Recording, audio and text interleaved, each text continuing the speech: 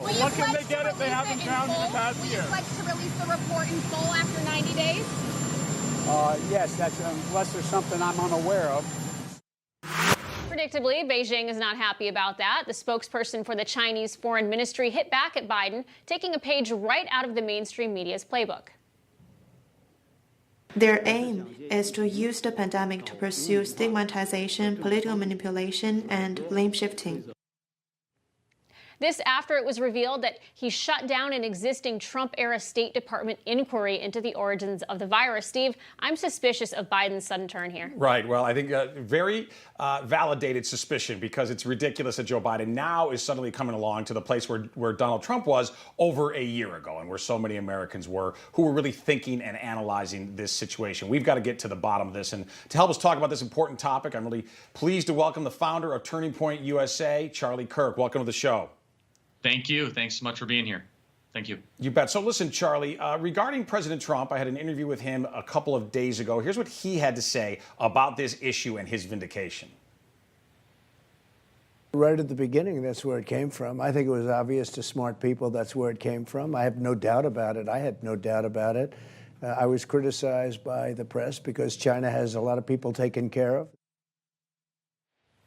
So, Charlie, your reaction to President Trump, it seems, once again, was right and was early, even though he was widely mocked at the time.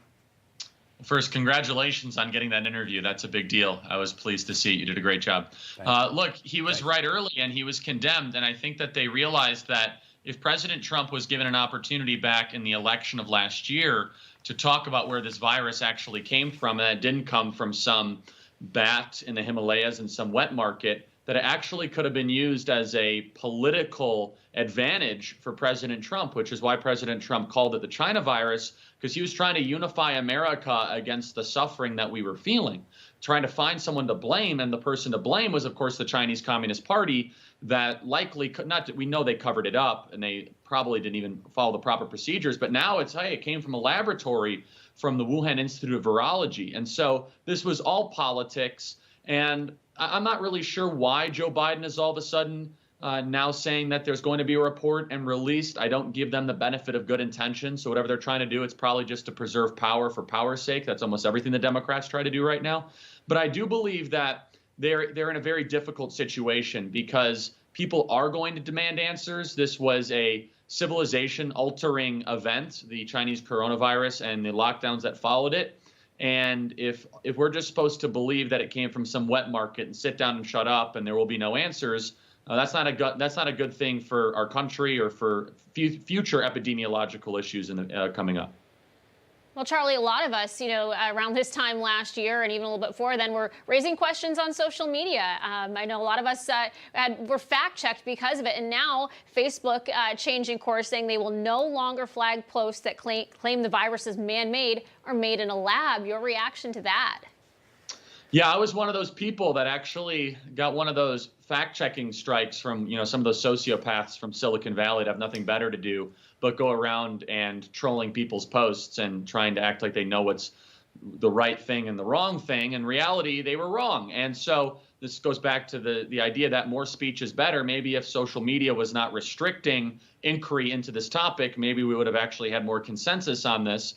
And it also just goes to show that these social media giants have way too much power when it comes to the public square and allowing dialogue to occur. But the fact that the social media companies, Facebook in particular, is now allowing this goes to show that it's likely true.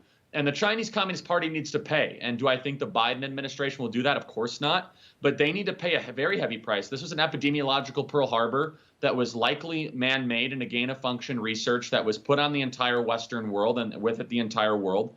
We locked down, I think, unnecessarily wrong, and we lost hundreds of thousands of our fellow countrymen. And we're going to be dealing with the costs of this for the next couple generations. The Chinese Communist Party has to pay, and they have to pay a heavy price. Charlie, do you think in 90 days we will have any meaningful information as far as this investigation is concerned? I mean, I'm somewhat cynical, forgive me if I am, because every time I'm promised something, whether it be from the Durham report or whatever, it seems as if things get moved and changed. So I don't know. It's probably going to be underwhelming. It's probably going to be using this kind of Washington, D.C. newspeak Orwellian language. Like, well, it was mostly from a lab. It was like mostly peaceful or whatever the kind of language they use now. or it was probably from a lab, or it's inconclusive. That's what they're probably going to say, right, in the report. Well, I keep thinking it's going to be like, we're going to hear there was 10% for the big guy, and there's nothing to see here. That's my guess. Exactly. But Charlie Kirk. Oh, yeah, we'll see. We have to wrap it there, Charlie. So great to have you with us this evening. Now, thank you. Hey, I'm Rob Finnerty. Thanks for watching. If you enjoyed this video, please join the conversation in the comments below. Don't forget to subscribe, too. Hit the bell icon to be alerted to breaking news. And remember, there's a whole lot more on Newsmax TV, America's fastest growing cable news network. Newsmax TV, we're real news for real people.